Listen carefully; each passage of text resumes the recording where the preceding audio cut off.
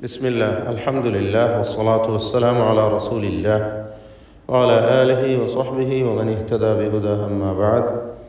സൂറത്ത് ത്വാഹ 109 മുതൽ 111 വരെ 3 വചനങ്ങൾ പാരായണം ചെയ്യുമ്പോൾ ശ്രദ്ധിക്കേണ്ടതായ നിയമങ്ങൾ സൂചിപ്പിക്കാം. യൗമഇദിൻ ലാ തൻഫഉ ശഫാഅ. യൗമഇദിൻ എന്നതിലെ തൻവീനിനെ പൂർണ്ണമായും ശേഷമുള്ള ലാമിലേക്ക് ലയിപ്പിച്ച് മണിക്കാതെ ഉച്ചരിക്കുക.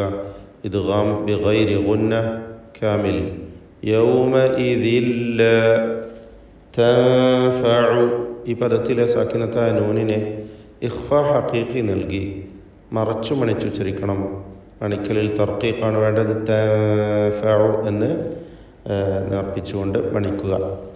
യൗമഇദിൻ ലാ തൻഫഉ ശഫാഅ. അക്ഷരങ്ങൾ ക്ലിയറായി മഖ്റജിൽ നിന്ന് മൊഴിയേണ്ടതാണ്.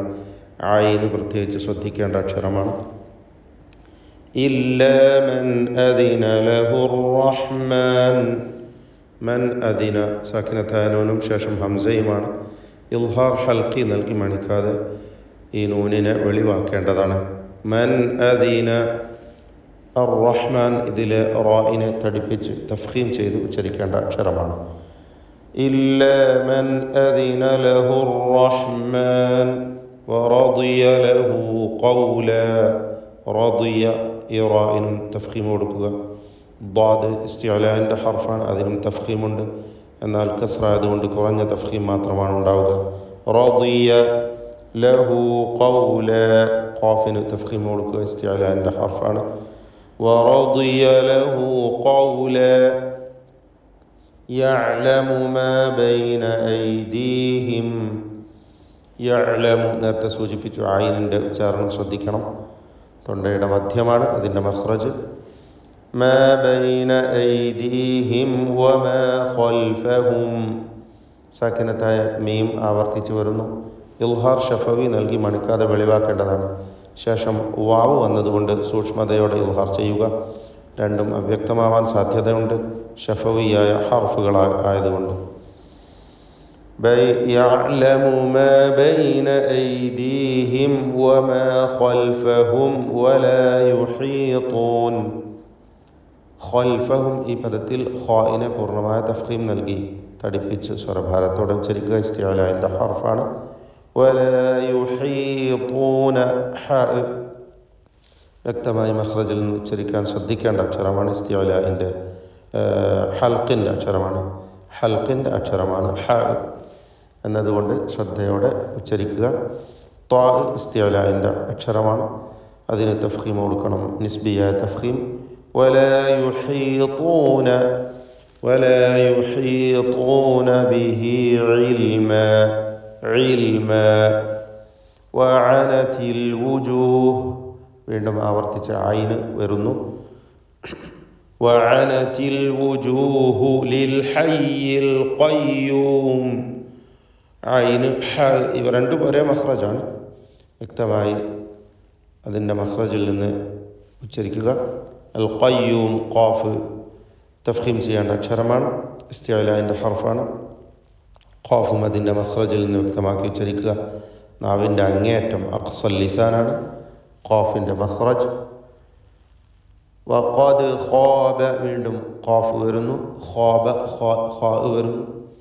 ഇവയൊക്കെ തഫ്ഖീം ചെയ്ത് ഉച്ചരിക്കേണ്ട ഇസ്തിഅലാന്റെ ഹർഫുകളാണ്. ഖായിനും അലിഫിനും തഫ്ഖീം നിലനിർത്തുക. അലിഫിലും വഖദ് ഖാബ. ഖാബ മൻ ഹമല ളുൽമ. മൻ എന്നതിൽ സാക്കിനത്തായ നൂനിനെ ഇൽഹാർ ഹൽക്കി നൽകി മണിക്കാതെ വെളിവാക്കി ഉച്ചരിക്കേണ്ടതാണ്. വഖദ് എന്ന പദത്തിലെ ദാലിൻ്റെ സുക്കൂൻ ഖൽഖല സുഗ്റ നൽകി ശബ്ദം ഹറക്കത്ത് പോലെ ചലിപ്പിച്ച് വ്യക്തമാക്കേണ്ടതാണ്. വഖദ് ഖാബ. വഖദ് ഖാബ. ഈ പദത്തിൽ ശ്രദ്ധിക്കേണ്ട ഒരു കാര്യം, വാവ് ഇസ്തിഫാലിൻ്റെ തർക്കീഖ് ചെയ്യേണ്ട അക്ഷരം, ശേഷം ഖാഫ് ഇസ്തിഅലാഹിൻ്റെ തഫ്ഖീം ചെയ്യേണ്ട അക്ഷരം. ഖാഫ് തഫ്ഖീം ചെയ്ത് ശരിയായ അതിൻ്റെ ഉച്ചാരണം നൽകുവാൻ ശ്രമിക്കുമ്പോൾ വാവിൽ തഫ്ഖീം വരുന്നത് സൂക്ഷിക്കേണ്ടതാണ്. അങ്ങനെ വരരുത്. വ എന്ന തർക്കീഖോട് കൂടിയുള്ള ശബ്ദം തന്നെ വരണം. വ എന്ന് തടിപ്പിച്ച് പറയരുത്.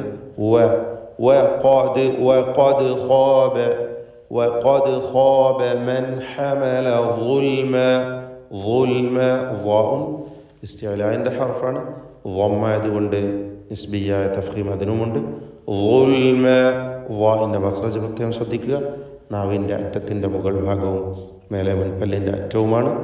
ളാഇന്റെ മഖ്റജ് തഫ്ഖീം ചെയ്ത് ഇസ്തിഅലാ നൽകി. ഇസ്തിഅലാഇന്റെ ഹർഫായതുകൊണ്ട് തഫ്ഖീം ചെയ്ത് സ്വരഭാരത്തോടെ അതിനെ ഉച്ചരിക്കുക. ബാറകല്ലാഹു ഫീക്കും. أعوذ بالله من الشيطان الرجيم.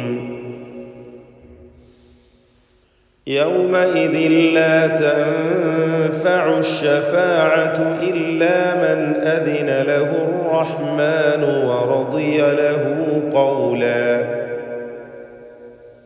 يعلم ما بين أيديهم وما خلفهم ولا يحيطون به علما. وعنت الوجوه للحي القيوم وقد خاب من حمل ظلما.